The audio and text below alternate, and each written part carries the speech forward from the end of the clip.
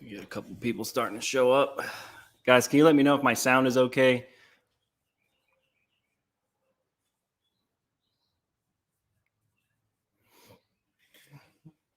Donnie B, what's up, brother? Yeah, man, that Mac valve was it was pretty simple. I was a little intimidated by it first, but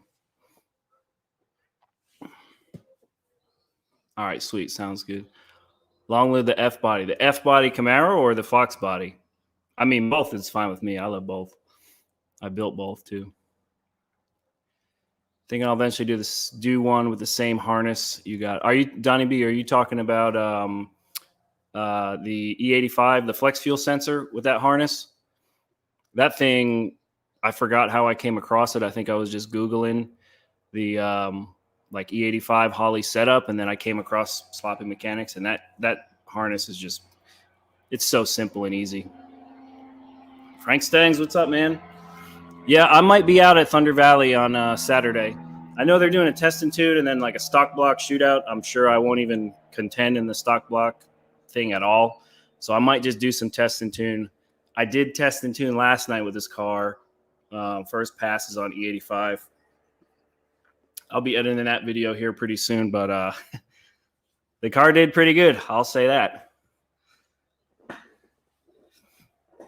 Yeah, so Donnie B, that flex fuel sensor that I got, that was for, it was a stock GM part. It was for, I think when I Googled the part number, it came out of like a Malibu or something.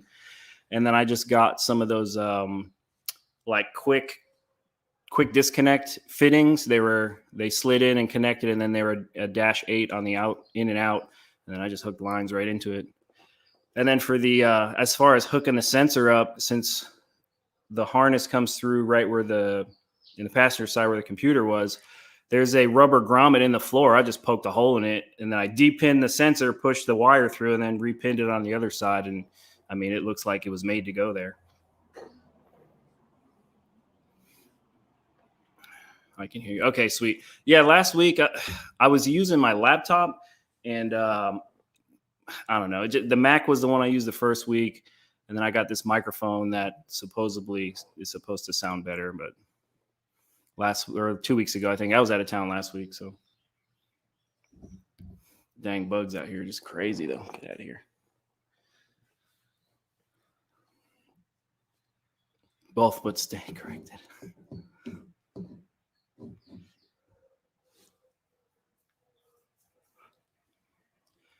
NA kit runs for $11.72. I forget what I paid for the Holly. I got mine like a year ago though. I don't think the price changed. They were more available back then. I didn't have to wait at all. 3 days it showed up. And for those asking too, I left or I saw the first comment. I don't know if Beans is in here, 79 Beans, but the car right there. If you're an OG subscriber to this channel, which I don't know if any of the 9 or 10 of you in here are, that's my old car. I built that. That's a Whipple supercharged Camaro SS1LE. It's not mine anymore, but it'll be on the channel. I'm doing some stuff to it for the new owner.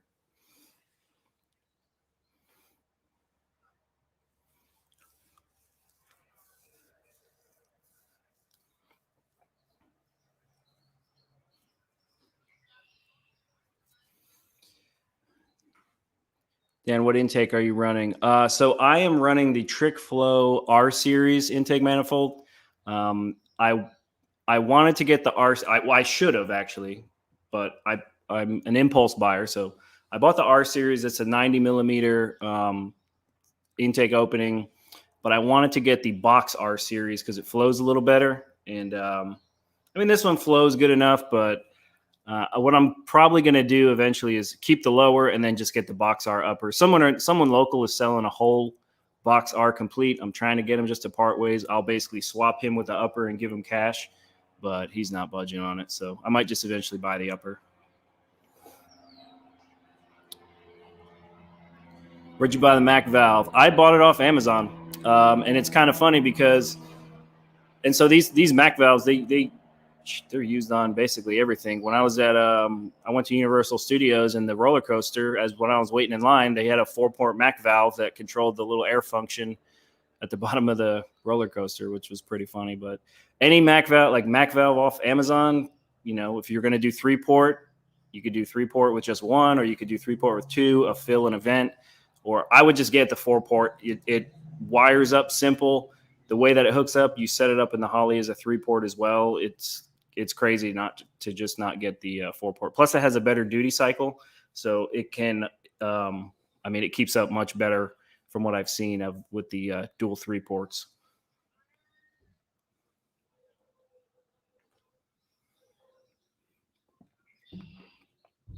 I think I could probably drop a link in one of the next videos or something.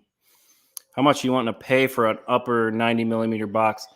The brand new, they're like $399. So depending upon how used it is, I mean, I would be fair. I'd say 300 or less if it's in pretty good shape.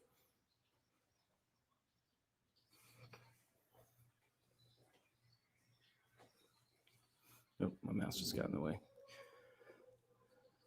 Got I'm assuming Maxim Motorsports rear coilovers waiting on the front. Can't wait. Nice. I need to do some rear coilovers on this, but I can't. The track session yesterday, I don't know. The rear suspension I got on this thing works. So for now, no coilovers for me, but I got coilovers in the front. I got the, I think they're Strange with Viking springs.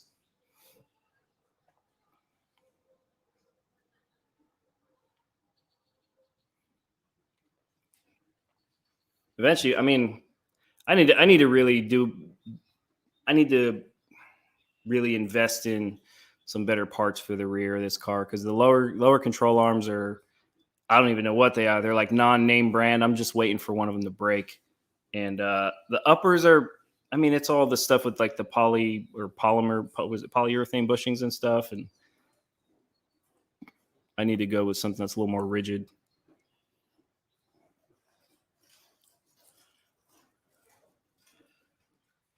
Speaking of track sections, okay, so yeah, that'll come up in the next video that I'm about to, or you'll see more of it. But duty cycle wise, I was close to 80. I think I saw 78% or so on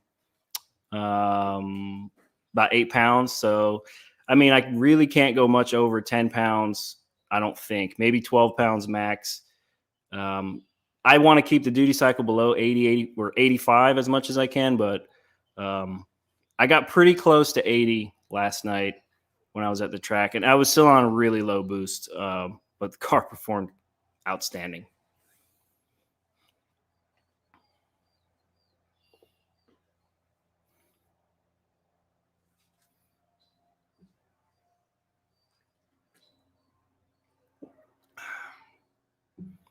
And my dog's crying at the door. Come on.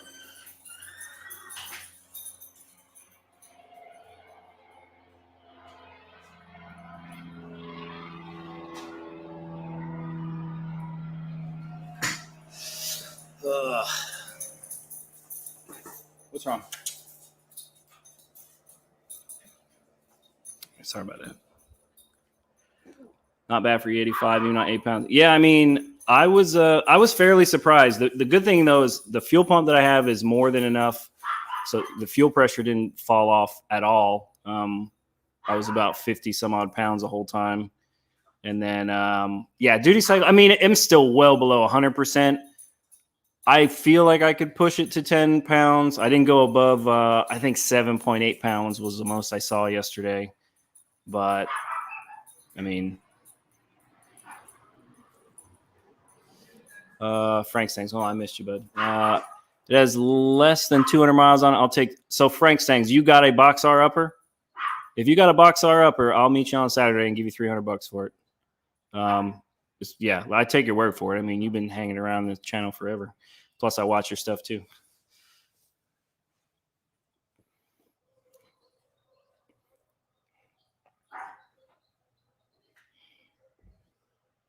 Because I mean, the intake that I'm running, it's not horrible, but I think for what I'm trying to do, one, the box R is better because then I can get the injectors easier. Plus, I mean, it just flows better. Taking it back to the dyno soon and see. So I would like to, Donnie B, I'd like to get it back to the dyno. But, I mean, I don't know what's up. Josh from the Underground Garage, that's, at his – hang on one second.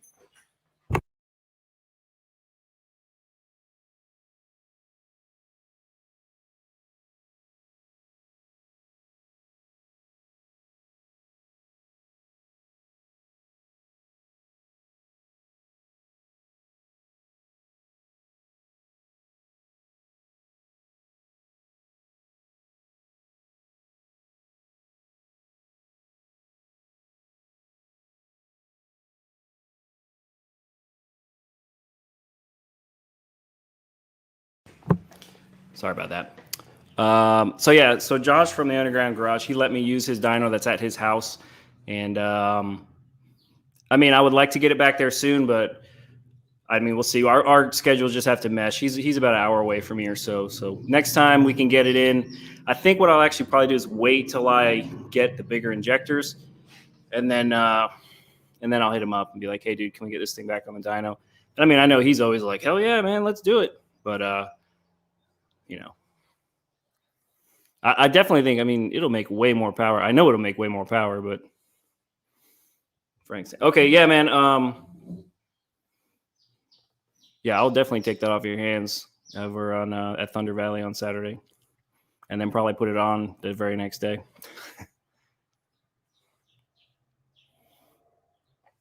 Donnie B, have you have you messed with this idle air control 1D table thing at all? I've been seeing it. I tried messing with it a little bit to get the car to stop surging. It surges only when what I notice is my car surges only when the intake air temps get up above like 170. Have you messed with that 1D table at all with the idle air control?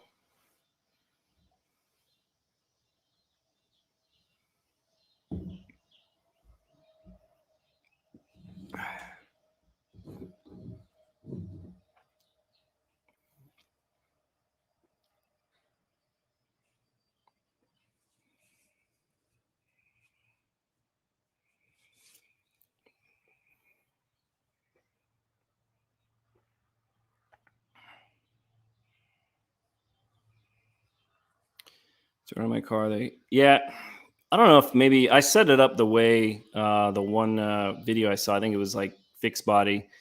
I set it up that way, and it felt like it was running okay. But now I can't get it.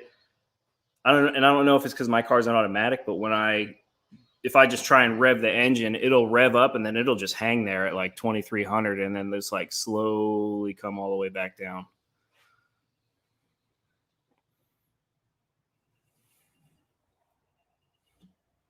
And I mean, I'm kind of in this weird spot where I feel like the throttle body on the car is like, if I open it just maybe quarter turn more, it's too much. But then if I back it off anymore, it's too little and the car just dies out. So I'm in this weird spot between the throttle body and the IAC. I might even just get a totally different throttle body and see if that fixes it. Yeah, I zeroed out the whole time. So I zeroed out the whole time. There was the decay time and the whole time. I zeroed those out. So, and I don't know, it was just hanging for some reason. But then when I shut it back off, I mean, it was working fine. Robert, what's up, man? Hey, did you get your Terminator yet? I know you've been waiting for a hot minute.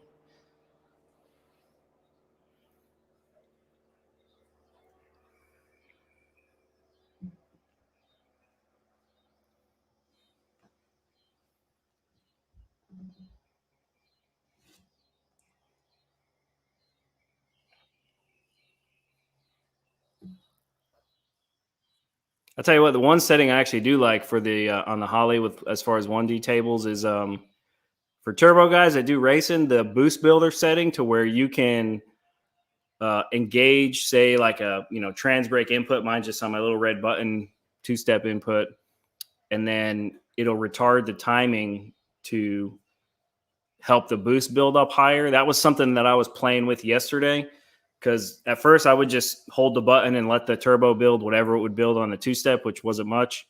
But then I started pulling. I think I ramped it down to like 10 degrees or something, and it was able to. I left on I think 4 pounds yesterday, which for only leaving at 2,600, maybe 2,700 RPM. Uh, I mean, you'll see, but we picked up a pretty solid amount in our 60-foot, which makes me nervous because I'm still on a 28 spline stock 1988. Actually, well, these are SN95 rear axles, so we're still on the stock rear axles.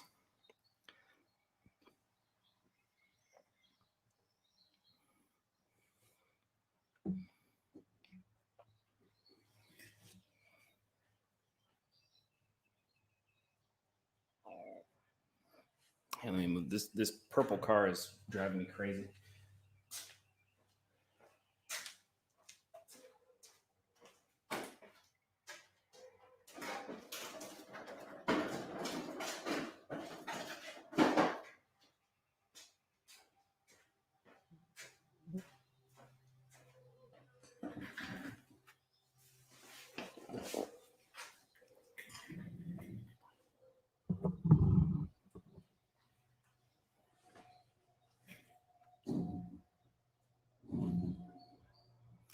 The other thing too, Frank Sangs, if you're still in here, the that 7.0 class, I don't know. I tried to turn the car down as much as I could. I did a run on basically just wastegate, and I'm going to really have to choke this thing down to get into that 7.0 class. So that'd be interesting to try and do that while it's the end of next month.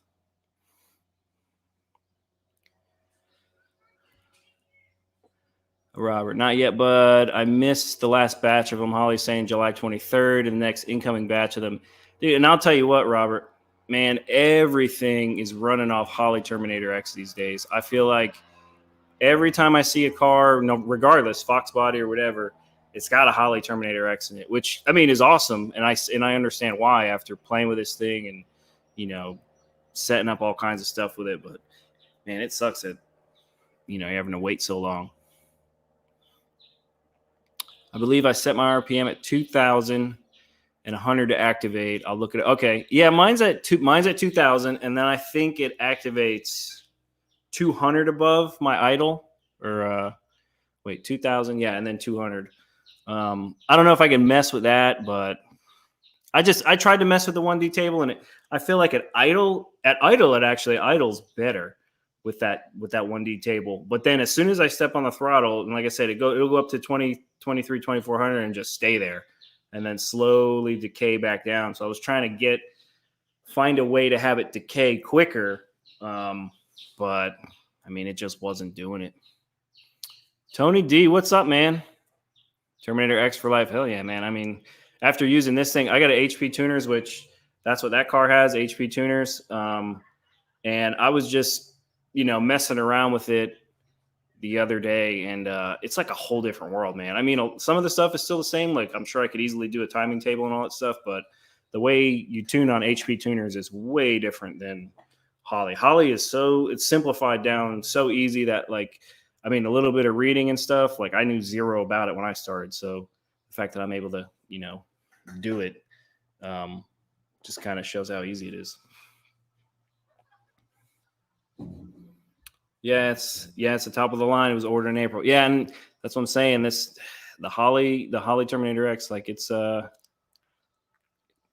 the money too. I mean, I was gonna do a mass air conversion on this car, and then once I started reading it and hearing recommendations, I was like, there is zero way I'm gonna do anything other than Terminator X on this car. My best is 708 off the brake, foot brake or trans brake. Are they doing a 70 class? No, the 70 class is July 31st. There's a 70 class and an 80 class. I wanted to do 70 class because I figure all I got to do is just turn the car down, and I'm sure I could easily turn it down enough to go 70s. But like I said yesterday when I was at the track, my first pass, just the 85 off the trailer, just trying to get data. It did not go 7.0. It went much quicker than I thought it was going to go.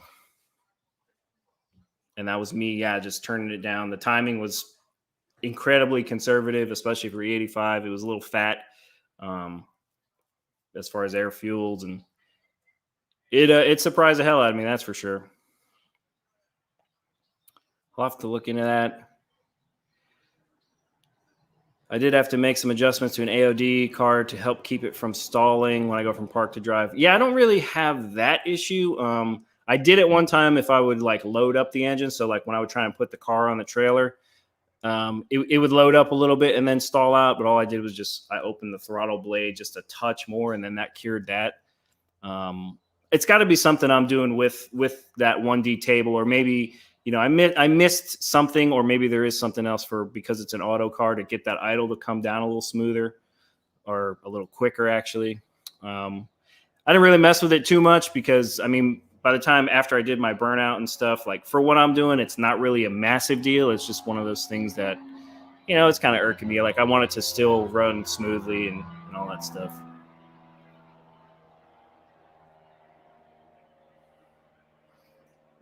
Did you guys catch Brutal's live stream late last night? He was on a pretty good soapbox last night. And it's weird too, because what he was talking about, right, was there's been this weird string of people who've been coming into like a lot of people's channels as far as Fox Body stuff. Like there was one in Neo's chat the other day. I've been seeing him on Brutal's page, Foxcast page, even Gearhead's page. Like, how can you hate on a guy like Gearhead? But they were like, people have just been coming in and just like not talking smack or criticism, or whatever, just downright like completely hating on everything that we're doing. And I've had a few in my channel as well. And I just don't, for about a week straight, I just went through and just, crushed all those people. But then I got to the point where it's like, you know what, just hide from channel. I really don't get what it is with some of these people that are just, they just come on I guess, it's the internet. That's what people do. They just come on and talk smack. But he went on a pretty long soapbox last night. It was pretty cool to me, I thought. Foot brake. I ordered a trans brake back in March. Oh, yeah, I remember you saying that. Got it a week ago. Nice. So I have to get it. Hey, Frank Stangs, what is your 60 foot off the foot brake? I'm just kind of curious. I'll actually let you know. My 60 foot last night, I went a 147 off the foot brake. Robert, yeah, man, he was, man. And then, and he was, I felt it because I don't have too many haters on the channel, but I kind of felt it because I do notice them and I see him in the comments on other people's stuff. And, when guys like him, like we're all just out there, like he puts it perfect, man. We're all just like one big happy family. Like, we all share the same hobby and same love for these, Fox bodies and all that other stuff too. But yeah, it was a good session last night. It was good to hear, kind of him vent, and then me, because I was thinking like, maybe it's just me, and then like I just been seeing all these guys having these haters show up, and to me it's awesome because you don't know how many times people have been like, you don't know what you're doing. Like, oh yeah, I know I don't know what I'm doing, but then I go out there and what I'm doing is working. So, Dan, what is up, man? Hey, Dan, I just tuned in. Is that your old Camaro? I see. Yeah, so that's it right there. That is my old car. That's the car that really started it all for me. And I lost a lot of subscribers when I got rid of that car. I think that one got me over 1,000. So history of me on YouTube. I had a 2015 Mustang, Paxton Supercharged. It was a little 10-second car. It was fun. I broke about umpteen half shafts on it because that's what those things do. I got rid of that because I drove past a Chevrolet dealership one day and I saw that sitting there and I was like, I need that car. That's a 2017 Camaro SS 1LE Krypton green. It's like one of 95 made, I think. And so I had that car, put a Whipple supercharger on it, and then conservative tune. I think it made 570. There's videos. If you go back through my channel, there's videos, a lot of videos of that thing. Fun little car. I mean, didn't go crazy with it because I just wanted to enjoy it. That car handles insane. A road course, I would love to take it on a road course. But the guy, so somebody bought it after me. I got rid of it so I can afford this house because I used to be regular guy garage, but didn't actually have a garage. I worked next to my house. But I sold that to get the house. And another guy bought it off the people who got it after me. And he was like, hey, man, I'm having a problem. Won't build any boost. All these shops are backed up. I'll pay you. Can you work on it for me? So I was like, yeah, dude, absolutely. Because then I can film it. It'd be cool to see it again. And it hasn't changed too much since I got it. There's some dings on it. I don't think the new owner did it. I think the previous owner didn't take care of it. But it still looks great. There's like no mileage on it still. Found a couple things wrong with it, fixing them up, and then we'll get it back to him. But my wife loves that car. She told me, she's like, he's not getting it back. I'm keeping that car.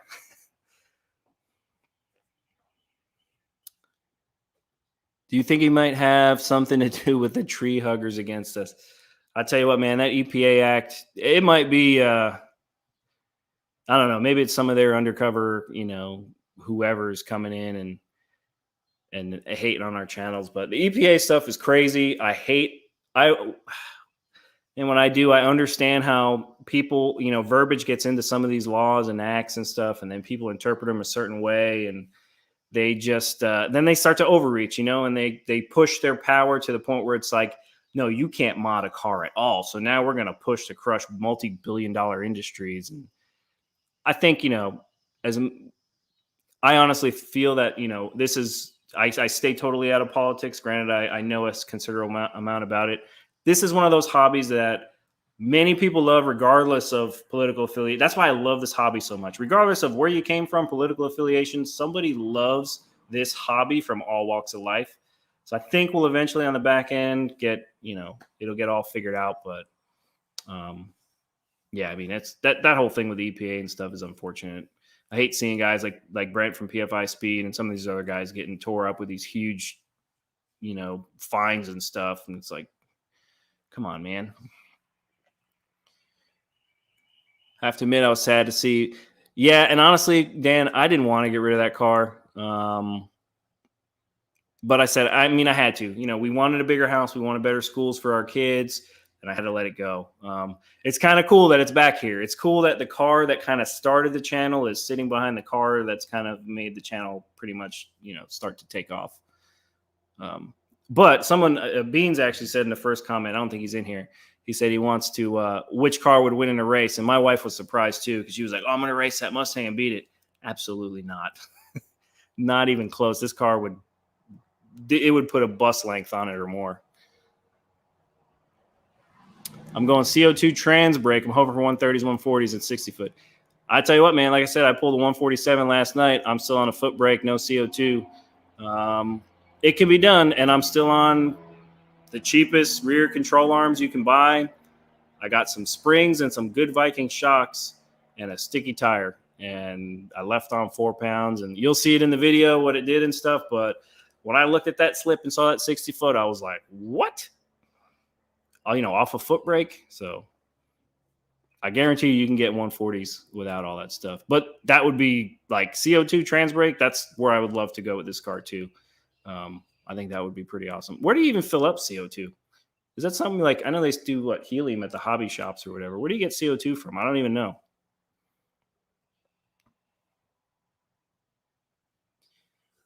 F the haters, apparently I suck. If you ask them, they have every subculture. Yeah, man.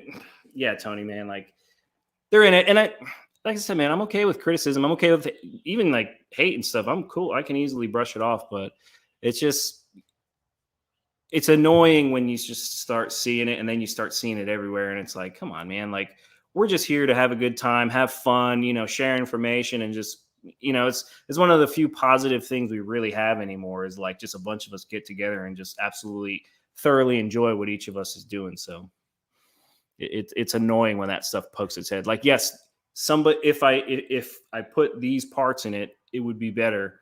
Or if I did this, it would be better. But you know what? It's my build, or it's your build, or it's his build, and what he wants to do, that's what he's going to do. And then, maybe you don't like it, but that just is what it is. Like, it's his car. Unless you're funding it. Like, if you want to give me $30,000, I'll build this thing into a 4-second race car right now. But they won't want to do that. They'll just want to continue to hate on it and push you down because they're miserable and whatever.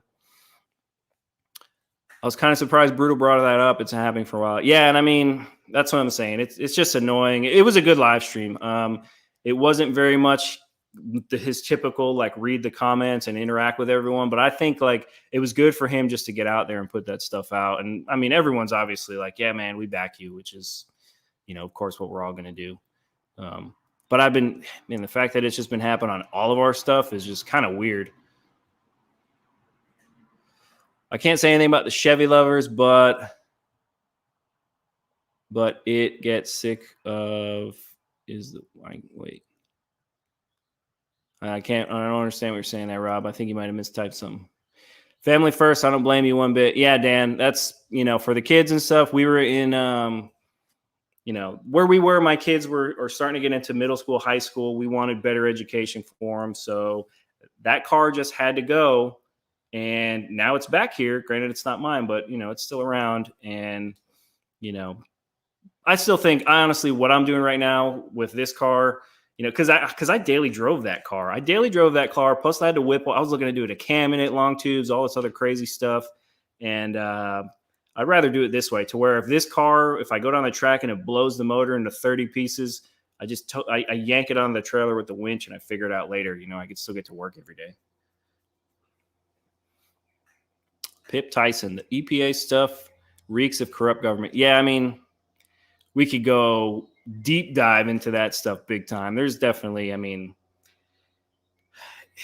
it really bothers me. And it's not even just our hobby. I mean, there's a lot of hobbies out there that, agencies kind of dig into that I feel that they shouldn't, but I'd rather not get into all that because, I mean, like I said, I thoroughly enjoy that anyone from all walks of life, regardless of affiliation, enjoy this hobby, and that's really all I care about. What's up, J-Rods? What's going on, man? Oh, LS and everything. And that's why, like I said on the video I just posted, my goal is to do a 427 small block in this car. And then I thought, like most people know 427 small block for LS stuff. I think it's that 7-liter. But I don't want to put an LS in this car. I want to keep it a Ford. Nothing against. I mean, hell, I'm wearing an LS nasty shirt. I've built an LS. Nothing against that stuff. I just kind of think it's pretty cool just chasing around the, small block Ford stuff. This format is pretty neat, Dan. I'm glad. Yeah, I was going to do it last weekend, but like I said, I was out of town.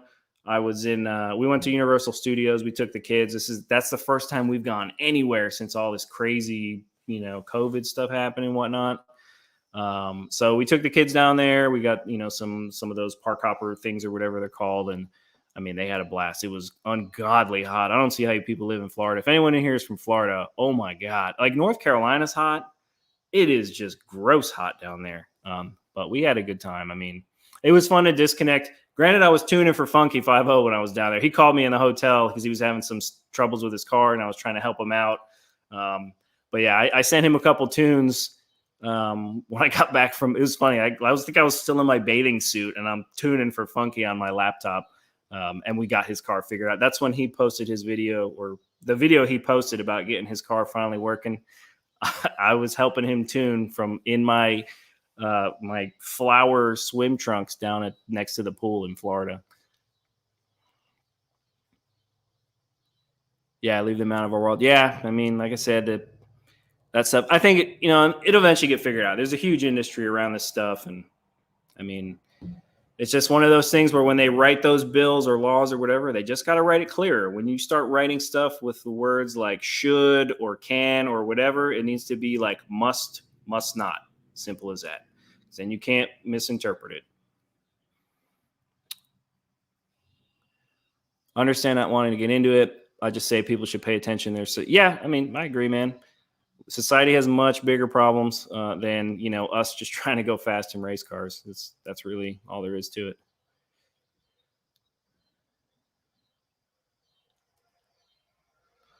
Yeah, and that okay. So all we have to do our part is sign the RPM Act. SEMA's lobbying for us. Yep. And so if somebody wants to drop the link for that in here, um, or whatever. I've signed it. I've sent it out. Friends of mine, they know I love this hobby. They've signed it. Like, hey, I have nothing to do with car stuff, but I see it's your passion. So they've signed it. And to be honest, like this, as far as like mental health wise for me, this is my like, granted, I'm always throwing wrenches and hammers and stuff when the thing annoys me. But for me, this is like my keep me sane, disconnect from the world, turn wrenches, just kind of get my mind out of whatever. And then I can go on about, my regular dates. I mean, it's a hobby. It's a good hobby is really, crucial for like your mental health. I mean, if you don't have a hobby, what really else is there outside of, family and food? Donnie P, the beauty of remote tuning. Yeah. And you know what? I was pretty happy when he was like, yeah, man, it's working. I'm like, oh, okay, awesome. Cause I'm about to jump in a damn pool here in a second. My brother lives in Orlando. He's roasting right now. Funky 50 mentioned that in your video. Yeah, I was super happy to help him out because I know that frustration when the stuff's just not working. And then you start reading a billion things and half of them contradict each other. And when he reached out to me, I'm that kind of person. If you reach out to me, any one of you, a few people have many, like a lot of people actually have, especially on Instagram. Um, they reach out for help, Holly stuff. And a lot of times it's something super simple that's not even a tuning. Like him, it was just really all it came down to, hey, send me a log. He sent me that log. I did a little bit of tuning, but I was like, hey, man, your IAC is way too high for idle.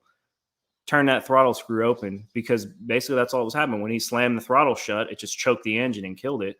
And once he did that, he was like, oh, man, it worked. So I mean, that to me, it felt really good for me just to help him out. So I'm sure for him, I know he was on cloud nine. I can see it and hear it in his voice in his video, which made it even better for me. But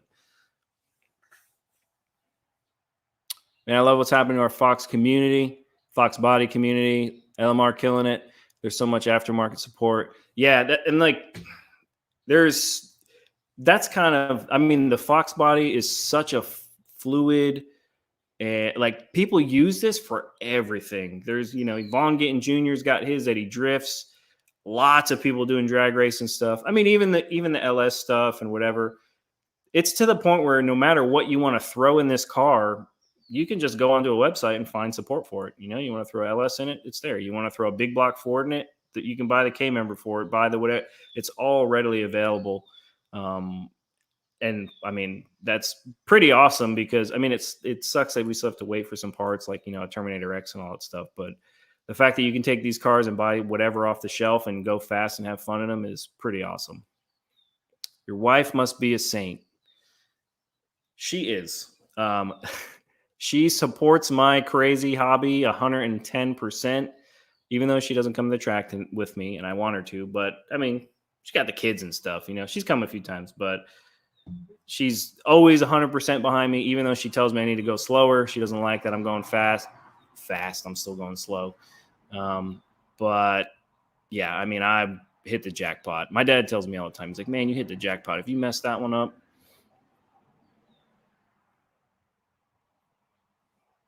Mine gets a bit jealous when I wash my car too much. I feel like that's kind of how she was getting with that one. I washed that thing when I had it like every 3 days. But then it got to the point where when I was deployed out of the country, and then I came back and that thing had like a couple thousand more miles on it than when I left. And I was like, what's going on here? She drove the hell out of that thing when we had it. I'm trying to get her to take this thing down the track. I don't know if you guys saw her climbing in and out of the car in that last video that we had, or I put her a couple videos ago, but I want her to take this thing down to the track. And then I feel like she'll understand more.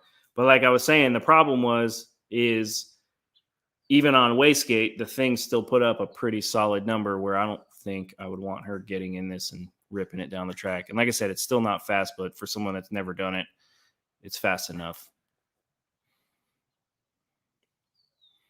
Personal space. Okay, good, Rob. You signed it too. Personal space to stay sane. Yeah, absolutely, man. Garage therapy, very important. Yeah, and then honestly, this is something too that I'm passing on to my oldest son. Um, he's super passionate into cars. If he helped me build the it was a LS or LM7, whatever. It was a 5.7 liter LS based engine for the O2 Camaro I had. But he latched onto this hobby big time, and so he's worried. My 13-year-old is worried that by the time he gets his license, there's going to be no gas cars to drive. He's going to have to drive an electric car. He doesn't want to, and he just wants to wrench and race. He's going to be the kid that I have to talk out. I have to be like my dad was, even though I didn't listen, when he's like, don't put that camshaft in that car. You need to drive it to work.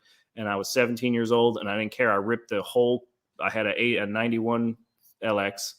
I ripped the whole thing apart. I knew nothing about putting a camshaft in a car. I put a B cam in it. He couldn't believe when that car fired back up. He's like, son, I'm pretty proud of you. But I'm going to that's why with him, I'm going to have to probably buy some sort of other junk car and be like, hey, this is your car to build into a race car. Leave your whatever you're driving alone and build this thing. But that's kind of what upsets me about this whole, EPA junk too, is I want to pass this on to him and my daughter too. My youngest daughter, I think she loves cars more than me and my son too. She watched me.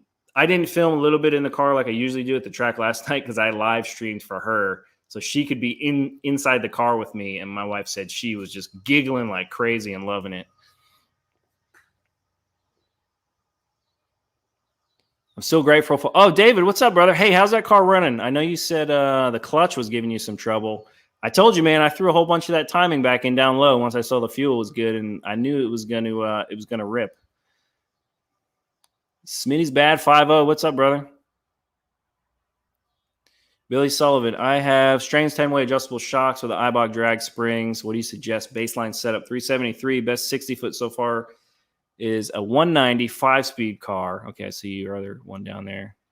I would say, what is your shock settings on? 10-way adjustable. I'm not. So are you able to adjust? Is that the single adjustable? Or are you able to adjust compression and rebound?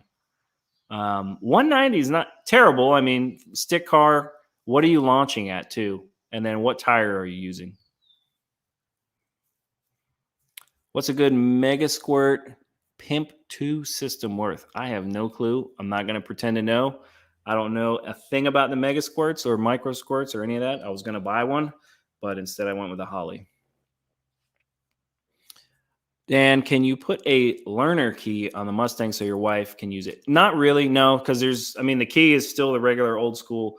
When I convince her, she's going to take this car down the track. All I would do, she would just take it on a wastegate, and I would just turn the timing down low enough to where it's still going to go 7, maybe 7 flat, which, that converts to what, maybe 11 second, quarter mile. But that's really all I can do is just turn the timing all the way down and then maybe stick a rev limiter in there. But she's driven that car, which had 600 almost, 560 wheel. She's driven my black car, which has over 800 or had over 800 horsepower. But just going down the track. Plus, it's on a radial. She'll be able to go down, but really all I could do is just yank some timing out and just have her take it on wastegate, which is about 3 pounds. My son and I built my 347 with an 70 millimeter on 3 turbo kit. Hell yeah. My son is looking for a Fox body right now, and he's 14. Dude, that is awesome. My son's 13. He doesn't like new stuff at all. He wants something old. That's why he's going to build this 454, which they said this week, fingers crossed. They said they're finishing up the heads, and then that'll be it. But he's going to build. I told him, I was like, dude, I'm stepping back. You are building this big block Chevrolet. I'll help you lift the heads. I'll help you lift the crankshaft in, but you're doing everything else. The only time I will step in is if he can't torque down, say something's got to be 90 foot-pounds or whatever, but he's a 13-year-old kid. He weightlifts and wrestles. I bet you he can do it. But that's awesome, man. 14-year-old kid wanting a Fox, but that's what it's all about right there. that's like me growing up. I always had that appreciation for the 60s and 70s muscle cars. And now, like, these are kind of, granted, it's a pony car or whatever, but that's really what these are turning it. When I had that car, my son, he didn't care for it. He's like, I don't care for it. He wanted that blue Fox body that I had, the 347. Fat Boy Fox, what's up, man?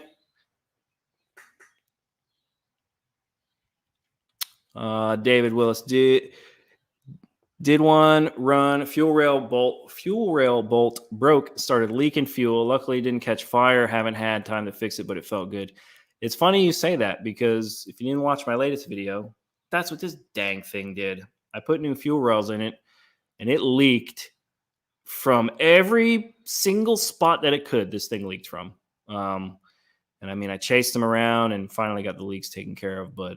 And I hope you get it fixed quick. And yeah, the fire thing, like, I just threw a fire extinguisher in this car. I'd say if you're modding these things and doing stuff like that, especially turbo car, get a cheap fire extinguisher from Walmart or whatever. Just throw it in there if you don't have one. But man, I hope you get that fixed, and let me know. Shoot me another email if you need help with the tune and stuff. I still left your timing up top conservative because, just to make sure gathering as much data and stuff as possible. But it's conservative, but it's still going to rip when you get into it. You think the price of a clean Fox body will plateau or keep getting higher? Clean coupes are getting impossible to buy. So heads up, here's what I think about the Fox body stuff, especially the coupes. Most Fox bodies in general that you've seen have been abused throughout their entire life, turned into race cars, modded in some sort of way, LS swapped, all this crazy stuff. I would say the price of a clean notchback original 5.0 car, I think it's going to go through the roof in the next 10 years, especially if it's an untouched, stock 5.0. Not to say untouched, like not, they're going to have probably exhaust or whatever done to it. But if it's just like a pretty much stock, clean interior, I could see these things going for 30 grand. I see some of them now in the 20s. And I know some people are like, oh man, that's ridiculous. But I would absolutely pay 20 grand for a clean coupe. A clean coupe, original 5.0 car, 5-speed, I would absolutely buy one. I got this thing dirt cheap. It's not perfect by any means. It's clearly been dinged up a couple times, I can see on the frame. But I only bought it to do one thing, and I didn't really care, what it pretty much looked like. But I could absolutely see them. I would say if you have one of these clean coupe or clean Fox body that's really not molested and in still good shape, I would keep it that way, because it's, if you're looking for as far as value. I hop on Facebook Marketplace all the time, and I cannot find a Fox body that's not touched. And when you do, like I said, they're 20 grand. Old and fast, which scare me, but I love the passion. That's what I'm all about. I hang out of airplanes for a living. I love going fast. My dad was mad at me when I bought my first car. It was a 9-year-old Mustang, only had 82,000 miles on it. He wanted me to buy something a bit slower. It was a 77 Mustang, or it was 77, sorry, and the Mustang was a 68 Mustang. Those are some of my favorites, 68, 69. What engine did that have in it, Robert? Was it a 390 or was it like, 302, 351, 289? I don't know if they had a 289, 68. I think they might have done away with it by then. I don't know, though.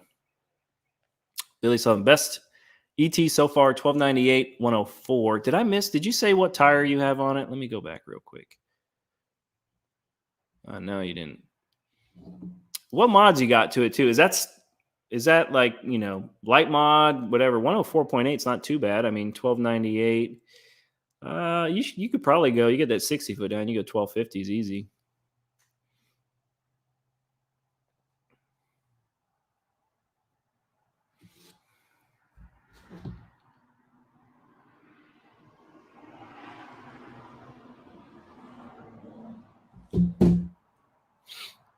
Blue Collar Fox 91. What's up, man? Good seeing you in here. Smitty's Bad 5-0. See you later, guys. Or see you later, man. Thanks for stopping in. Said, have a good night, guys. Hey, Dan, what did the blue 4i you had run in the quarter mile? It was a Strucker, right? So yeah, Blue Collar Fox, the 86 coupe that I had, was a 347 stroker, blueprint engines, crate motor. I just threw it in. It was a carb motor, 5-speed. The best I ever did with it was, I think, 1230s. That was on a 308 gear. I put a 390 in it, and I think I went slower. I think I went 1260s at like 112. And then the guy I sold it to, TJ, he did eighth mile. I want to say he went 1150s in it. All he did was change the rear shocks, and he did an anti-roll bar on that setup, that 347. Now he's got a twin turbo LS that's a 4-second eighth mile car. It's like 23 or 25.2 chassis car. I think he's got that thing going crazy. That was a fun car, though. I remember I had both of these at the same time, and I had a lot of haters, people that hate. It was kind of in that weird part, like where I love Chevys, I love Fords, I love everything. But I would have people comment on my Ford, my Fox body stuff, hating on Camaros, and then I'd post a Camaro video, and then people would hate on the Ford stuff, and so then I would just antagonize. I would like hold up my keys with like the Ford key on one side and the Chevy key on the other, like whatever. But the Fox, that 347 stroke 86 coupe 5-speed would beat that car, I would say, even with the Whipple supercharger on it.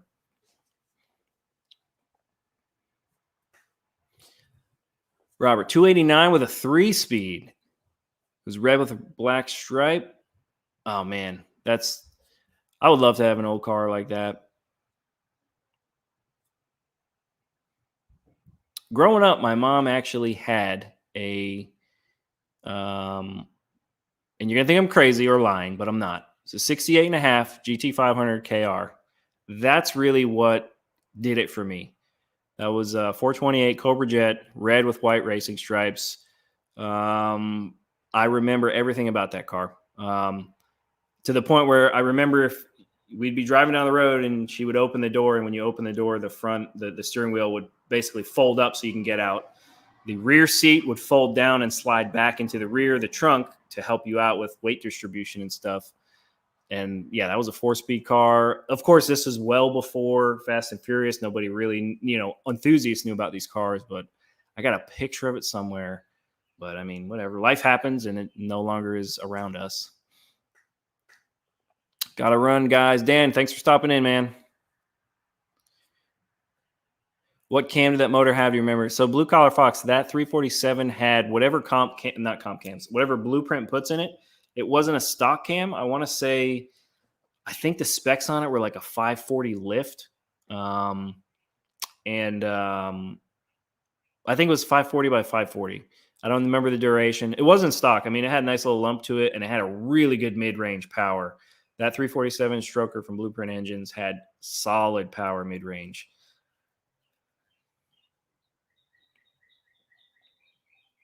Love all things fast and rear-wheel drive. Yeah, man, that's me too. I love all things fast, period. Boats, cars, airplanes, whatever. RC cars. Cy210. Hey, hi, Dan. How are you? Thinking about building a Fox, and I'm new to your channel. So I was wondering, what was your struggle? So if you're thinking about building a Fox, from my experience of building many Foxes, my struggle is pretty much everything with the Fox body. I would say, as far as the engine on a Fox body, you just got to keep these oil leaks under control. The oil pans leak a lot. Oil plugs, the little oil sending unit plug on the side, and you have to pull the engine out to get to the oil pan. You can't pull the oil pan. You can, right? But what I would say is, building a Fox, if you're buying it, look for the regular, the rust spots, strut towers. Look at the torque box in the rear, rust along the bottom of the floor. But then, yeah, I mean, building the engine, they're pretty solid. They just, they like to spit oil out. And the biggest one for me is the oil pan, because I've had this engine out 3 times because the oil pan was leaking. And then when I had it to the point where it looked like it was done, I would have to pull it back out because it was still leaking. But like we were saying earlier, there's so much support for these Fox bodies as far as aftermarket. Whatever you want to do to it, it's a great platform to build on. There's so much support out there. I mean, it's there's definitely stuff out there to build a nice Fox body. What kind of build are you looking at doing? Axle will be fine. I launched at 5,000 with the stick many times. What are you on the stock axles? I don't think the RPM is what's going to do it. On because I'm still pretty low on the RPM on my launch, but yeah, I mean, just hitting it with a couple, 4 pounds of boost, and um, I don't know. I don't know how much more I can really put on these things. I mean, they held up so far on the 2 passes I did yesterday, and I was pretty surprised. Wow, awesome ride, mom. Yeah, she just got rid of. She had a 2019 Mustang 50 California Special. She had me put a MBRP exhaust on it for. That's where I get it from. She's had tons of Mustangs and all that stuff. My dad, he was a sports player. He got me into sports. My mom was a car nut. That's why I'm into cars.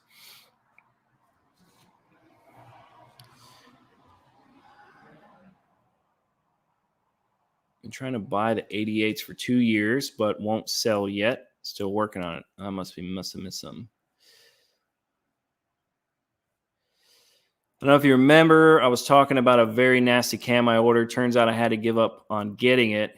Nobody could get a cam for me before the fall. Now I got this little baby cam.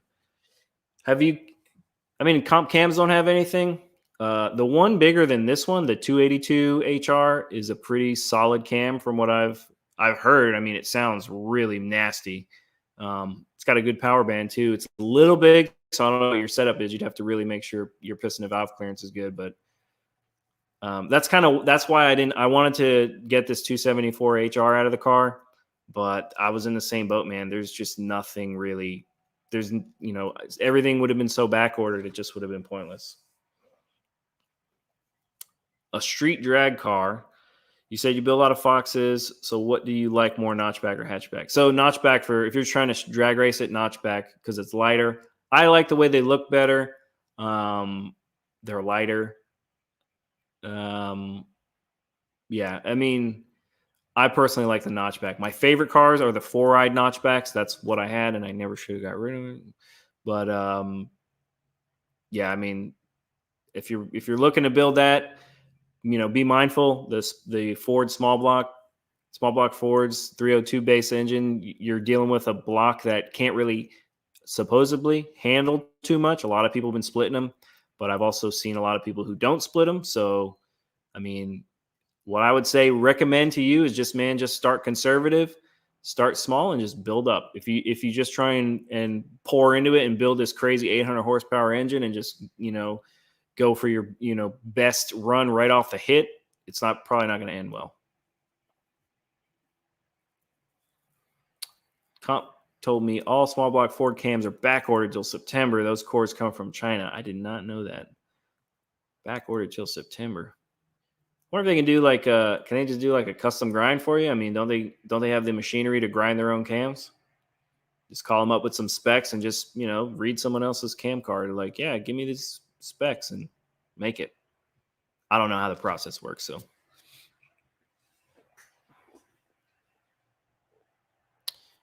Here's my engine setup: 306 with twisted wedge heads, B303, DSS flat top, equal length headers, 172 rocker arms, Performer RPM to intake, 24-pound injectors, LMR ignition kit with a stock ECU. Man, that looks like a fun little car.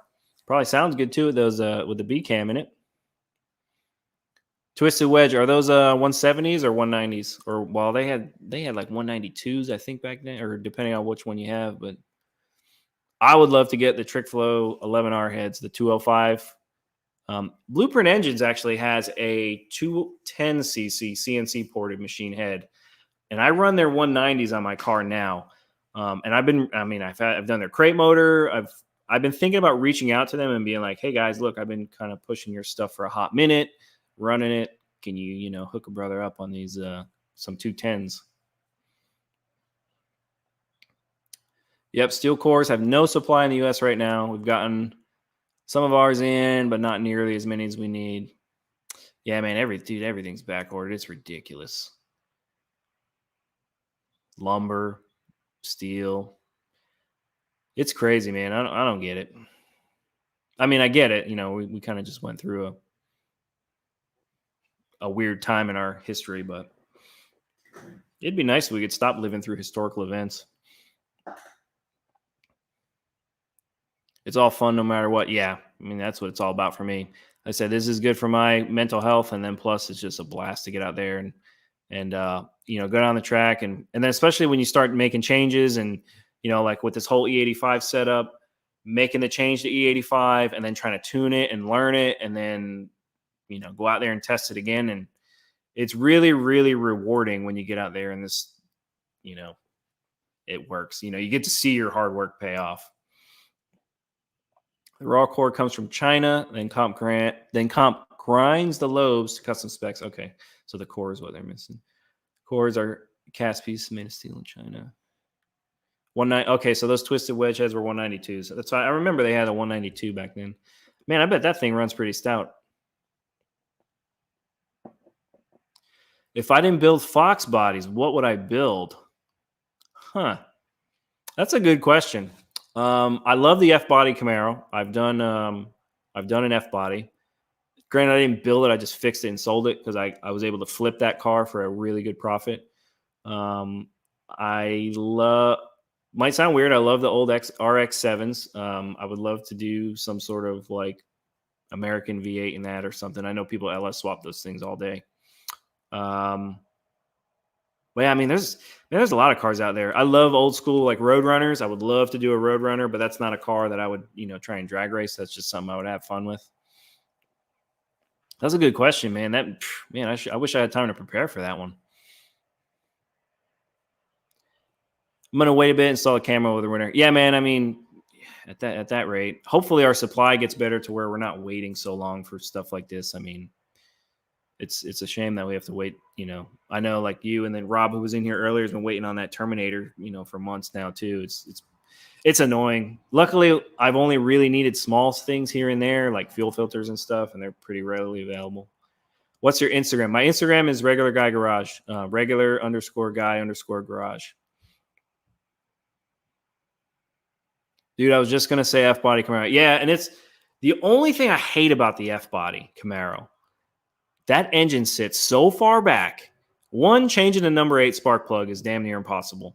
Obviously, it's possible. It's just annoying.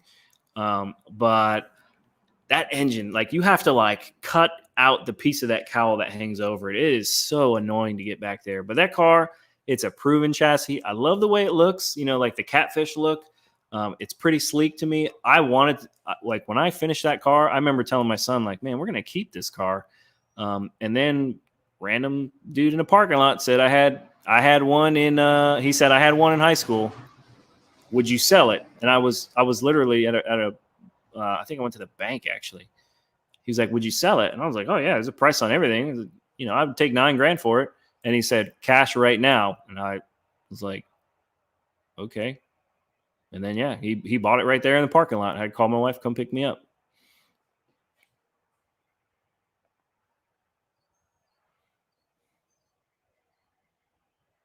Sorry, I'm cooking for myself too. I'm a bachelor. Hey, man, I cook sometimes. My wife does a bulk of the cooking, but I like cooking every now and again. Anything steak, meat, steaks, burgers, stuff like that. That's all mostly my department. But I went on this weird kick one time where I just wanted to cook like every day.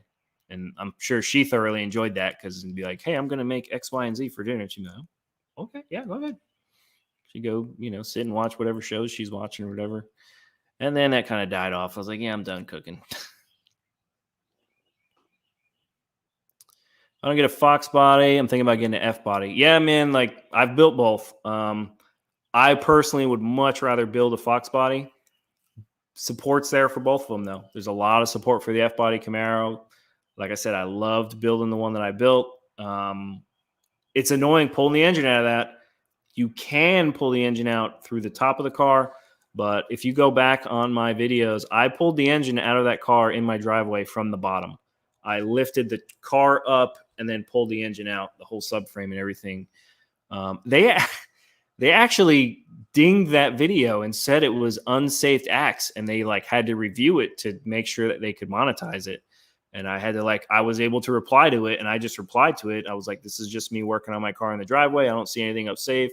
I had safety equipment holding the vehicle up or whatever. And then they finally monetized it again. Granted, it probably was unsafe, but that's the way that engine sits and then taking it in and out. If you have a lift, if you have access to a lift, I mean, all day, yeah, F-body would be great. But if you're just in your driveway on some jack stands, that is going to fight you tooth and nail. I've got you on Instagram. I think I got you on Instagram too, Rob. I don't really do too much Instagram, but when I pop on and I see people follow me, especially people, that are doing Fox Body stuff, I usually automatically just hit follow back. My first car was a blue 79 Trans Am. That's the 4i one, right? The 78 was the Smokey and the Bandit one. And my mom put the down payment for my graduation. I had the car for 12 years. Them Trans Ams, those were obviously Smokey and the Bandit, one of my favorite movies of all time. Was it 77, 78 Trans Am? That's one of my favorite cars. Granted, they weren't really fast at all. Burnout machines. But I just love the look of them, the T-tops. I mean, plus the nostalgia with the movies and stuff. There was one for sale, and I messaged the guy. I wanted to buy it, but it didn't have the rear glass in it. And those rear glasses, the way they're curved, you'd spend $2,000 just on that glass right there. So I was like, eh. Always wanted a sunset orange WS6 Trans Am with a 6-speed. There is one for sale here. I don't know if the guy sold it yet. Beautiful car. Same sunset orange. He's got it built. I mean, when I seen it at one of the car shows, he had all his, fast, I think it was a fast intake maybe on it, had a solid sounding cam in it. Real nice car. I remember when we were doing crazy stuff back in the day, me and my friends, there was a guy with a Firehawk and my buddy had an IROC, and they went at it a couple times. And that Firehawk was this is early, 2002 maybe, when we were out doing dumb stuff. That Firehawk and that IROC, man, they would just go at it. Great times, man. But that car, just bone stock, was pretty fast. My buddy's IROC was really fast too. I mean, that was a 350. It was a 350 TPI. He did a carb to it.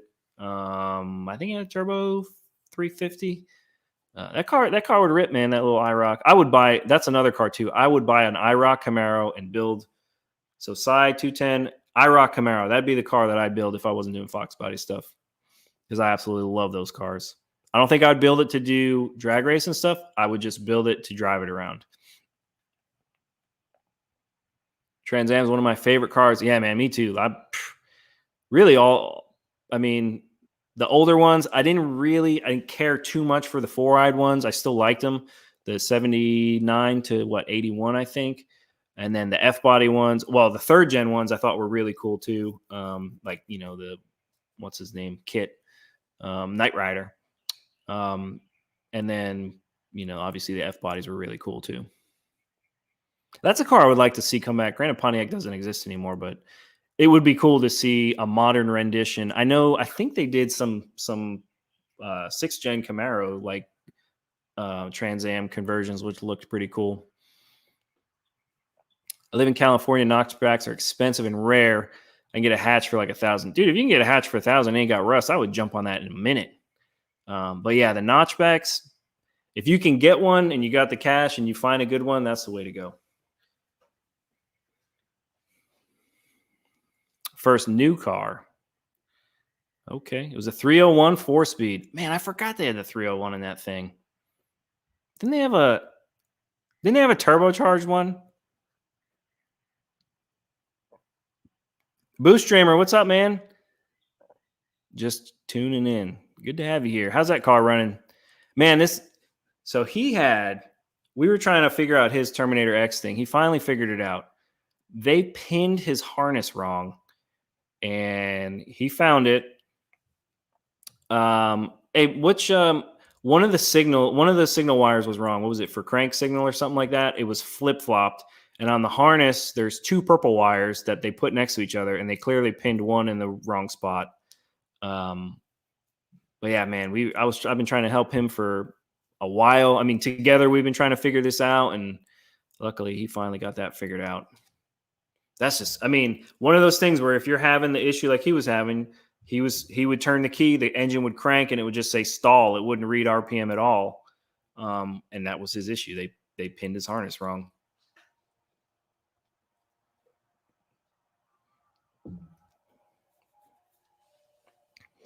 I saw my Terminator X. I'm installing a Terminator X on 367 millimeter. Nice. Suspension on my stock 93 Cobra. Oof. I'd love to have one of those. Never understood why people want a car they don't drive or have fun with, only care about what it's worth. Yeah, I mean, honestly, everyone's different.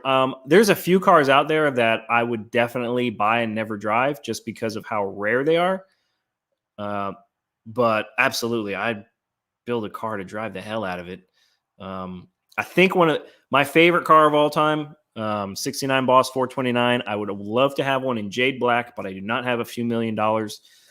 But if I had one of those, if you see me tomorrow on, regular guy garage one Powerball, that is a car I would buy, and it would sit in my garage, and I would have it in like a climate controlled thing and not let a speck of dust get on it, and take it out only when I knew the weather was going to be 75 and absolutely sunny. Because yeah, that's one of those cars that is my favorite car of all time.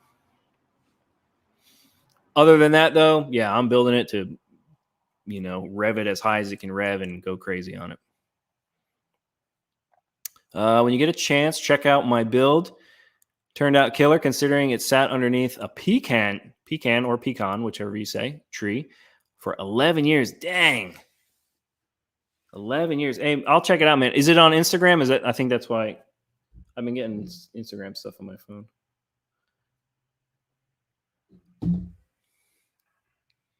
Yeah, they had the crank signal. Oh my God. Crank signal pinned for the trigger when it should have been the cam sensor. I'll start tuning tomorrow since I'm off. Nice, dude. Yeah, I'm clearly off. I mean, you know what I do for a living. I've been off for a hot minute, and I'll be off for a little while still too, thankfully.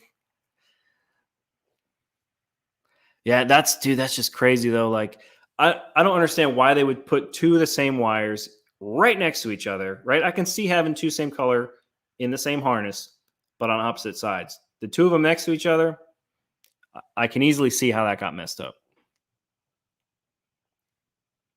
Donnie B, I agree with that. I like driving my cars. I was close to cleaning out the bank account to buy a teal 93 Cobra a few towns over. Bought a big upgrade to my 2013 and said, yeah, dude, those Cobras, I would love to have a 93 Cobra. But that's one of those too where they're getting really high up in price to where, messing around with, I could buy a junk hatchback and, go crazy on it. Whereas with the 93 Cobra, especially a teal one, I would not want to, I would still drive it and have fun with it, but I would not want to do as much to it because it's getting rare. They're getting expensive. And I mean, especially if it's in great shape. Jacob Jimenez, a buddy of mine sold me a Mega Squirt system for dirt cheap. What are your thoughts on this system, brother? So I don't know much about the Mega Squirt. I've read a lot about it. From my understanding, if you got it, I mean, dirt cheap, and if it's functional, I would absolutely put it on the car. I was going to buy that system for my car. It was only a few $100s cheaper than the Holly, so that's why I threw the Holly on. But from my understanding, I mean, you're still going to tune off of a wideband. I believe it still corrects your fueling if your fueling is off. Donnie B, do you know Mega Squirt stuff? I know Brutal uses a Mega Squirt on his car. I just have never used it. I've read a lot about it, but as far as like tunability and stuff, yeah, I mean, I would say I would have zero issue if I got one cheap enough putting it on this car right here. I would absolutely do it. But I don't know enough to give you an opinion. I've honestly never touched or used one. Yeah, Robert said, talk to Brutal about Mega Squirt. And that's what I'm saying. He uses it. He's had very good, he's actually even got a lot of videos out of him tuning on it. So check those out if you're really looking into, figure out or learn about how it works and how it tunes and stuff like that. He's definitely a subject matter expert on that one. But from what I've seen too, it seems relatively similar to the Holly. I think the Holly is more user friendly. Because I know the Mega Squirt's been around for a hot minute. To me, that seemed more in line with like how the HP Tuners was, which is what that car has.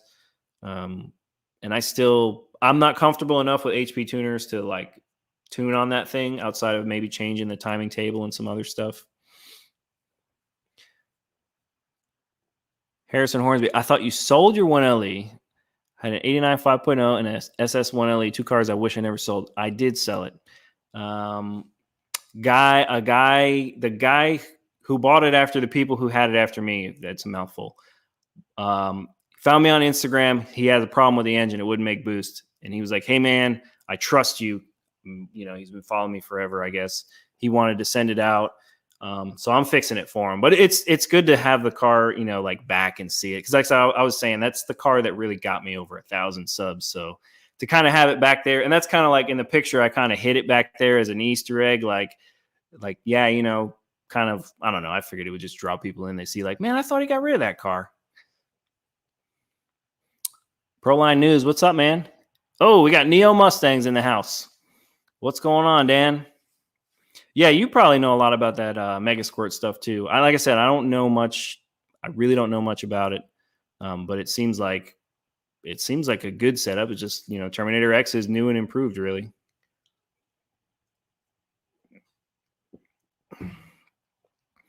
And Dan, I went to the track yesterday with this thing. I know you said, so it's on E85 now. I know you said keep the dang gnats, you know, keep the boost and stuff low, which I did. Duty cycles, if you watch the next video, it's getting up there. It's still in the low 80s, lower than 80, but I could still push it a little more. I was pretty surprised, especially since I'm only on one fuel pump too, the 380 liter. But this E85 stuff, man, I can see why you do it, why you've been doing it for how long you've been. It's crazy how much improvement you get over gas without pushing the engine as hard as far as, you know, boost levels and stuff. Greatly appreciate that, brother. Thanks, Fox community. Hell yeah, man. That's what I'm saying, man. We're all out here just, you know, supporting each other, helping each other out. That's why I love this community. Yeah, both are great cars. Yeah, that's one of those cars where I didn't want to get rid of. I said earlier in the chat, I wouldn't be sitting in this garage because I wouldn't be able to buy this house if I didn't get rid of that. So I just had to, but it's really cool to have it back again and, you know, tinker around with it. Once I fix it, I'll take it down the road, do some data logging on it and make sure his issues fixed. I have a whole video dedicated to that coming out. So be on the lookout. I'll show you everything about it, what's wrong with it. That should be out here pretty soon. So I'm gonna go eat dinner. Hey, thanks for stopping in, and thanks for your questions. You definitely had the best question tonight that basically stumped me. So thanks for stopping in, Side 210. Neo Mustangs, yeah, follow duty cycle AFR, yeah, and that's what. So Dan, what I've been doing is the AFR is still relatively fat. I need to lean it out. I know, and I'm pretty sure once I start leaning the car out. My assumption is it would lower the duty cycle because I'm putting less fuel inside, right? If I'm leaning the car out, it's taking less fuel, obviously to a safe level. But I'm still good on duty cycle. You'll see in the next racing video I did. It surprised me. By the way, Dan, I'm coming up to Ohio, where you're at, in what's today? About 2 weeks. So if we want to go to Thompson Drag Strip, I'll be up there, man. And then hopefully we get good weather. I know you guys were in like the 40 degrees or something. My grandmother was telling me. So she said it was cold up there the past day or so. E85 is king. Yeah, especially when I can just go to the gas pump and buy it. And we had E75, I think I've been getting out of this gas pump. So this car, granted, it can see gas because I have it basically flex fuel tuned. I don't think I'm ever going to put gas in it ever again. What fuel pressure are you running? So Proline News, I bumped up a little bit from 43. I went to about 48 pounds base. And so at the top of the track yesterday, I think I saw 56 pounds, 56 PSI fuel pressure.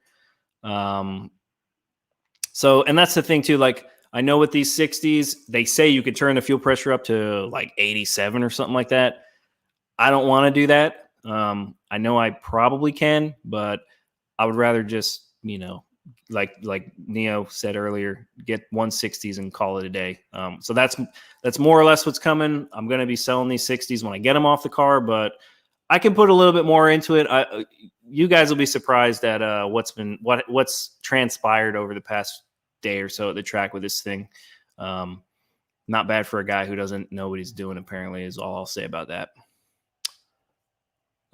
Boost Streamer, when do you plan on dyno numbers for any info? So we were talking about that earlier. What I'm going to do is once I get the bigger injectors, because then I could really pour some boost into it. Then I'll probably, see if Josh is not busy, and because the dyno's at his house. So see if he's not busy, see if he wants to get together. We can do some dyno stuff and hopefully get this thing to about 600 wheel. But yeah, that'll be when I get the bigger injectors. So maybe by the end of this summer, or August, I'd say. That's what I'm considering, or what I would, guess. Because here E85 wants to eat more fuel. Yeah, and when I built when I built the tune for this car, I used, if you guys haven't seen the last video or 2 videos ago that I did, it was basically how to set up completely in the Holley for E85. And I went through that fuel multiplier. So it basically takes the gas table and puts 30 some odd % of fuel on top of it, depending on where it falls in that ethanol content curve. So yeah, I mean, where I'm sitting at right now, I'm about 27, 28% more fuel at E75. So yeah, you figure these injectors, they're okay for where I'm at right now. But if I want to, run the boost that I was running on gas, I can't do that right now. I will melt this thing. You ever call that guy with the 4 I told you about? I did not, man. And it's because I had some other stuff come up. So I had to put the 4 aside. We're in the process of selling a rental property. We're having some issues with it. So I just got to wait.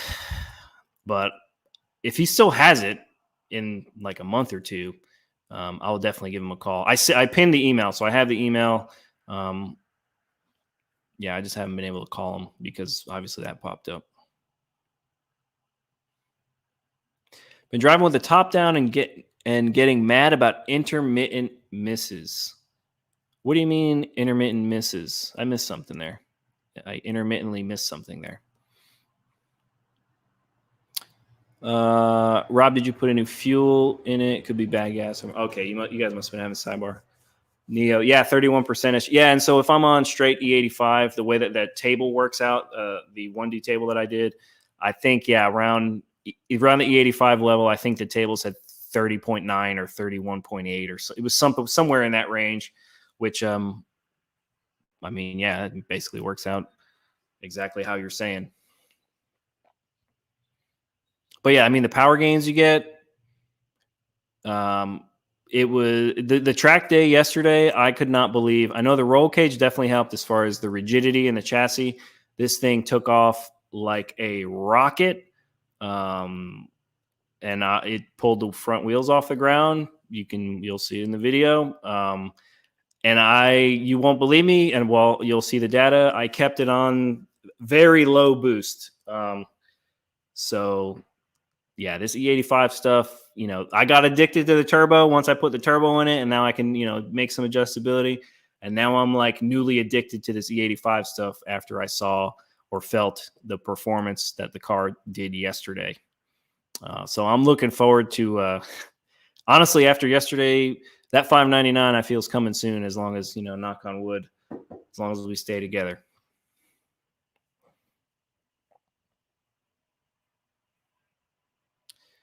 Hell yeah, Blue. Been all over in the computer. Okay, yeah, I don't know what you guys are talking about. Plug mining Robert shot. Must be why the car was converted to carb. It's a lot of rust. The 85 is like running 105 octane. Is that what it comes out to? About 105? I had thought about too. I was in between. I was like, am I going to do E85 or am I going to do, I was looking at C20 race fuel. It's an unleaded oxygenated race fuel. Or was it C10? C10 or C20? Both of them are the same, but it's basically converts to, like a 105 or 108. And then I was like, you know what? Let me just bite the bullet. I'll go to, E85 because I can just get it out of the pump. It's cheaper. And yeah, I'm glad I did. I mean, granted, I had to upgrade the entire fuel system, which was a tedious pain in the ass, but it was I'm thoroughly happy with the results of it.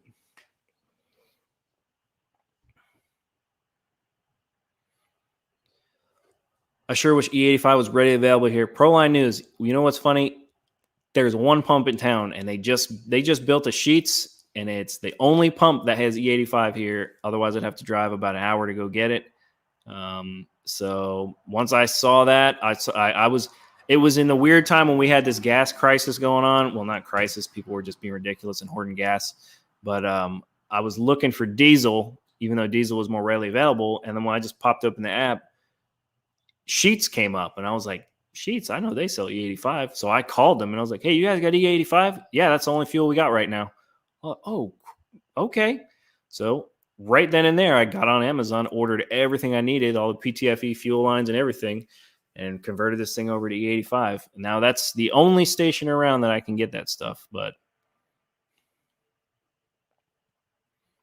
filter's got to be stainless, pulled and clean. Yep. So that's one other thing that I read too. And yeah, I got the stainless filters. I pulled them apart. They were pretty clean, but I was only, really running gas before. Yeah, I'll pull them basically. Yeah, every time once I shut it down for the year, I'll pull the fuel filters. I actually just got a new fuel filter, just as a backup, another 10 micron. But yeah, I've read that. I've actually seen pictures too. They have it looks like little goo balls or whatever that sticks to those fuel filters because of how E85 is. And like you said, I remember you saying in your live stream, Dan, the how corrosive it is. I definitely saw how corrosive it is when it was leaking all over the backside of the engine when one of my fuel lines was leaking. I fought that thing for like 2 days. Blue Collar Fox. Yeah, I thought about going E85 carbed, but I can't get it at all. They don't sell it in Jersey? I'm from Jersey. Yeah, no, I never seen it up there now that I think about it. That's crazy. You would think, well, I mean, they got all them fuel refineries and stuff up there. Yeah, you'd think it'd be up there. You can buy like some VP Racing X85 or whatever, which is they sell it in 5-gallon jugs. It's still cheap. It's like $40 for a 5-gallon jug, which is better than paying $90 for race gas in a 5-gallon jug. But I mean, over here it's the 85 at the pump. I paid, I think, $209. So I got 12 gallons for what, $25. Funky 50, what's up, brother? Man, we were talking so much stuff about you earlier. How's the car running, man? I know I texted you earlier, but I was telling them how when you called me, so last week I didn't live stream because I was in Orlando. We went to Universal Studios, and I was joking around how you called me, and I was helping you out. Man, I don't know if you know that I was sitting by the pool the whole time, even doing your tuning and stuff. Like kids were swimming, I'm just in the pool tuning in my swim trunks. They're like little flower ones and stuff, like Hawaiian ones. So I was just laughing about that earlier. Proline News. I'm set up to run E85 and have never run any. I've never run any either. That was my first time ever using it. The car runs, and it ran great at the track. But yeah, I mean, it's one of those things where, man, just really research into it. If you don't know much about it, then like I always preach, start conservative, and then you could always get spicier as you go on up. I'm in Middletown, Monmouth County. I've never seen E85. Okay, yeah, man, that's right. I remember you saying you're from there, Monmouth County. Middletown. We played them in baseball a whole bunch when I was younger. I run 93 with VP Octanium. Yeah, that's what I was doing before with this car. I would just throw some Octanium in, a 10-gallon jug. Well, half in a 5-gallon, the other half in the other 5-gallon, and then run 93. And it did pretty well. But the E85 is definitely the way to go instead of that if you have the ability to do it. And if you haven't, if you have a Holley Terminator X, like I said the last or 2 videos ago, I showed you exactly how to set it up. It's so simple. I couldn't believe. I was like, it cannot be this simple, but it really is. I hear in Jersey pumping your own fuel is illegal. That's crazy, dude. It actually is, and a sought after job, right? When we were in high school, is working at the gas station. 18 years old, working at the gas pump. You're making, well, we were back then. I didn't work there, but a couple of my friends did. You'd make more money than you would at some of these other places for, I mean, whatever reason. But yeah, you get somebody who's not from Jersey to drive out of Jersey. They don't know how to pump their own gas.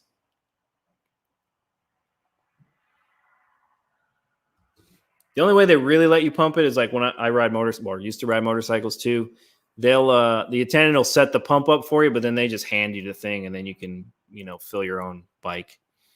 It's really annoying though because you have to wait. Like when I go visit, I fuel up before I get to Jersey, and then I fuel up after I leave because I hate waiting for the attendant.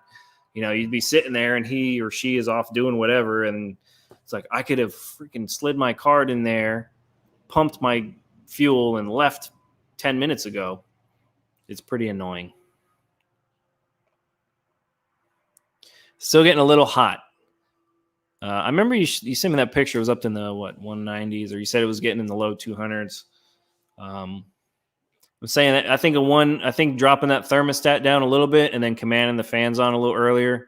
That's what I do. I had a 180, and then the fans would come on, I think, at 180. So I dropped down to a 160. My fans come on at 158. And yeah, it keeps it. Like I said, I did 2 passes yesterday. The end of the second pass, usually it would get really hot. I was 179 degrees after the second pass yesterday. I'm driving it to Chicago tomorrow. Yeah, man. Like I said, I know the tune will be fine as long as you're moving. I think you'll be fine. I really don't even think with them contour fans too.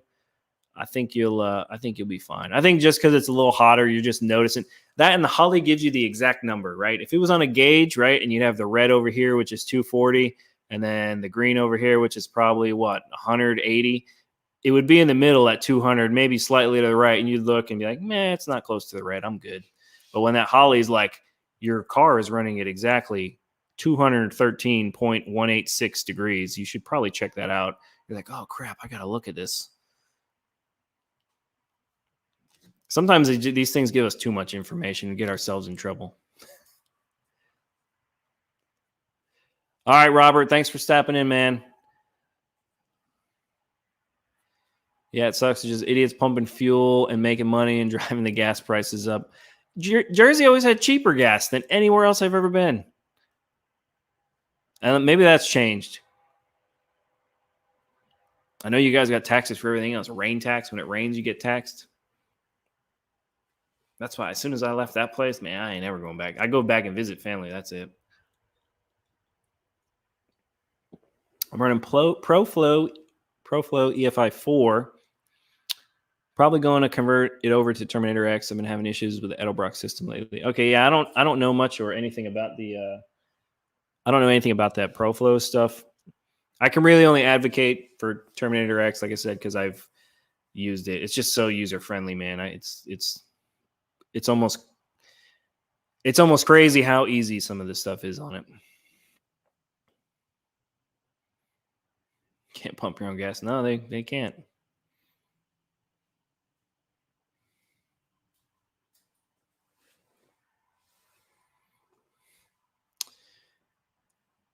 Is Bleed Blue Fest? That's this weekend. That's what you're saying. You're going to Chicago, Funky.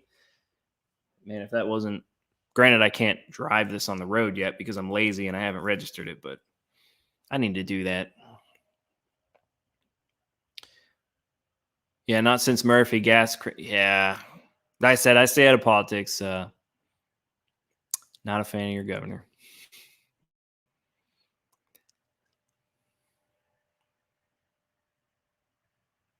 I mean, to be fair though, I mean, if you get on someone earlier said something about whatever Democrats and Republicans. North Carolina's governor, I don't mind him that much. He's pretty user friendly, and I mean, I feel things are fairly priced here. I mean, stuff could be cheaper, but gas and diesel is not. Well, I mean, it's gone up a lot, but it's still not to the point where it's crazy. Diesel's really all I really care about as far as because me and the wife both drive diesel trucks. It actually just went over $3 a gallon, which that kind of was when it was like, ugh.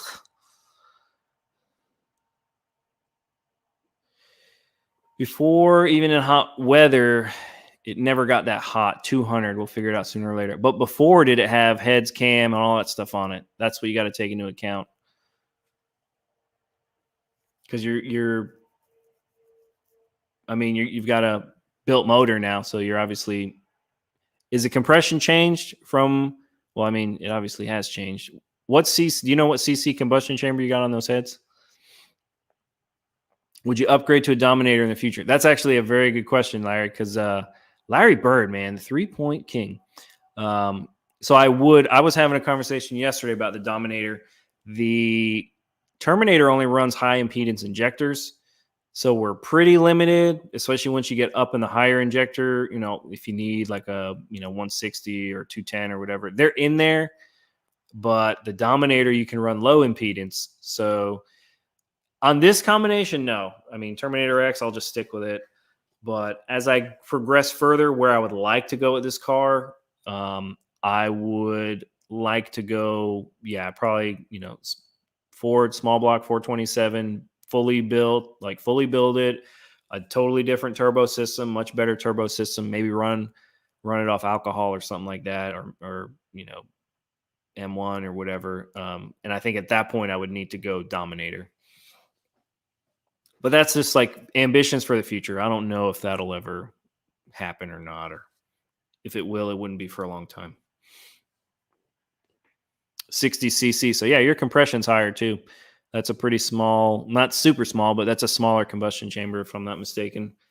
I think these are my heads. That's smaller than my head. So yeah, you bumped your compression up with that too. So that's what I'm saying. You're putting a little bit more heat into that end too. So I think if you turn those fans on sooner, I think, and then with that thermostat, you'll be solid. You should rarely see above 200 with that. You and me both, Bud. Murphy's a mess. Yeah, I mean, it is what it is, man. Dominator for the extra input outputs. We're trying to get more track time. Terminator. To even the extra input outputs, you can get the little harness thing and run more on the Terminator. They sell it to where it's a plug and play. You just plug it in and you can get more. Because I thought I was going to need it when I was doing the flex fuel, and I was talking to my buddy Josh, Underground Garage, and he was like, "Man, I got the module if you want to buy it." And I was like, "Okay, let me look at it real quick." And then I went through, and I'm filled up on outputs, so I am completely tapped out. Where if I need to do something with an output, I would probably have to do that unless I can stack them. I think I have one input left. So, but the Dominator for me would be mainly for, like running different injectors. And there's just more you can do with it. Headed to bed, guys. Talk to you later. All right, Blue Collar Fox, man. Thanks for stopping in. It's good chatting with you as always.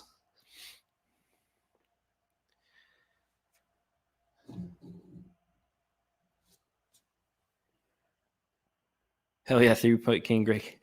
Thanks, man. Yeah, I mean, like when I was younger, I remember playing Jordan vs. Bird, the video game. I mean, and obviously grew up watching those guys playing basketball. That was just funny. I read your name at first, it didn't click, and then it clicked. It was like Larry Bird, 3-point king.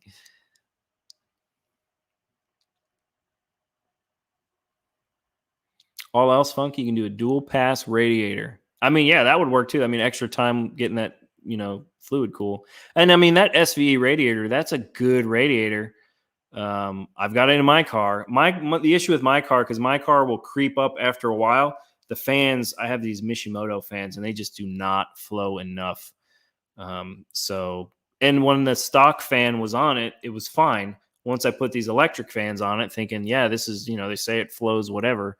It does not.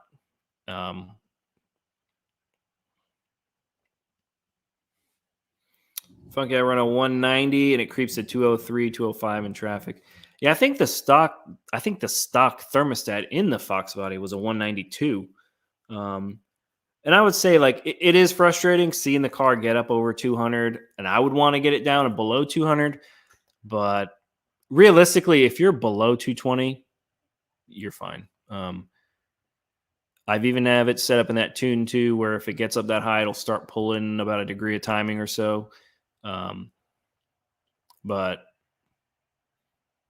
realistic. Like once, unless you start seeing 230, like 230, then it's like, all right, what's going on? 240, that's like red light. Like, okay, shut the car off. Really, um, just because I mean, you start getting up, 250, 260, you're starting to boil stuff.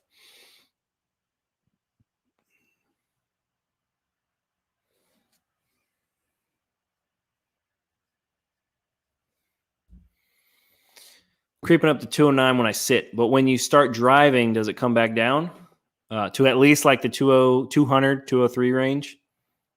And does it go? What's the highest it's been? Does it go up over? Has it been up to 220 yet? Like if you sit, will it just continually creep up one number at a time?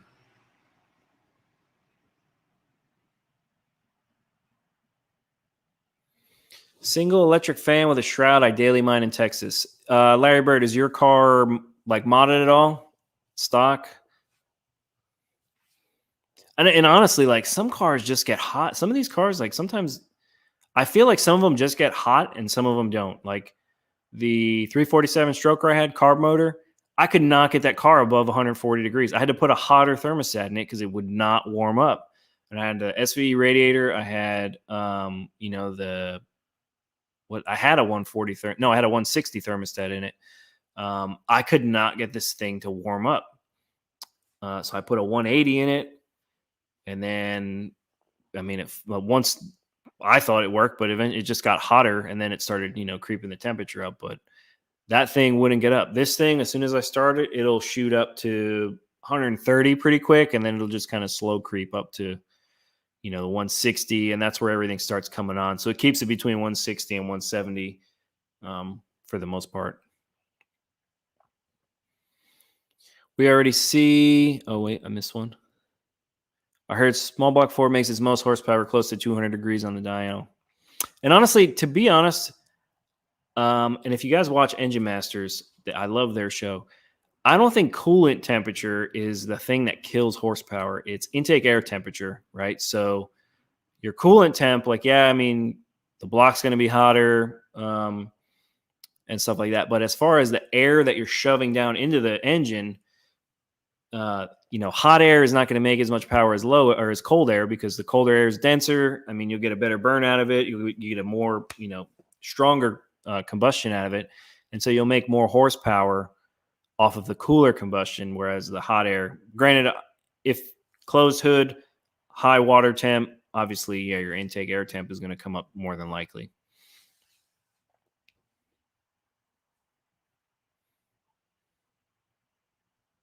Yeah, that's right. My hardest to control intake air temps in the 130s with a fender mount. Dude, I got to find a way to get. I've been thinking about running with the headlight out because my intake air temps on my second pass yesterday were like 150. Because I mean, I just run the open turbo and the hood's closed, so it's just sucking hot air. But I've got like the fender well, I've got all that stuff removed, so it'll suck whatever's around it, cool air into there. When I run, like when I did some test runs with the hood off, the intake air temps are probably 20 degrees lower. Got a DSS short block GT40P trick flow stage 2 160. Nice. That's a stout build.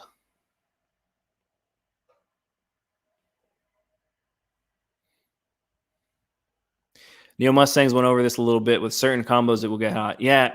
And I mean, I'm finding that out. I found that out the hard way. It's to the point where I'm okay with it because it's below 200 for the most part. When I do 3 or 4 passes in a day, that's when I'll start to notice it'll creep up in the 200 range at the end of the pass. But I mean, I've got my car at least anyway to the point where I can, I can sit at about 180, 190, but before the pass, I'm in maybe 165, 170. By the end of the pass, 180, 190. Cowl induction hoods help get the heat out.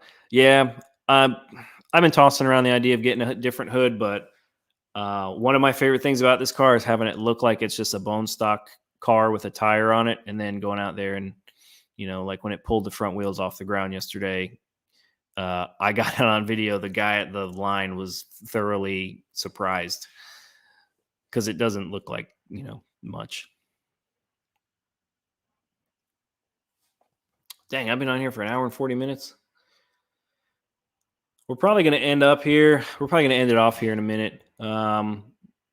I'm a nerd and I'm still in college, so I got to do my schoolwork. But it's been really fun chatting with you guys, man. I really lost track of time. Thoroughly enjoyed the conversation tonight. I kind of just wanted to stick that Easter egg in there for some people who've been sticking around the channel for a while.